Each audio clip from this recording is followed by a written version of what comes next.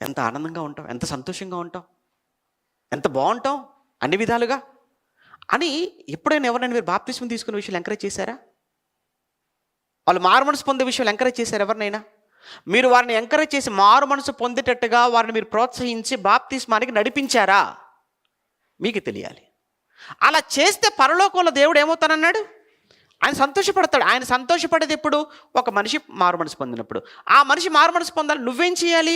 ఆ వ్యక్తికి మారు మనసు కలుగజేసే మాటలు చెప్పాలి, దేవుని దగ్గరకు చేసే మాటలు చెప్పు. అప్పుడు ఆ వ్యక్తి బాప్తిస్మానికి సిద్ధపడతాడు.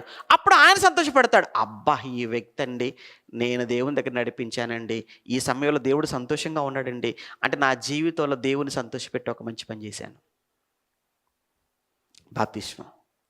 ఆ తర్వాత అతను కూడా సంతోషపడతాడు. ఎందుకంటే నపుంసకుడు కూడా తను సంతోషించుచు వెళ్ళెను. ఆ వ్యక్తి సంతోషం, పరలోకంలో దేవుడు సంతోషం. నీ జీవితం నా జీవితం ఏమైపోతుంది? ధన్యం.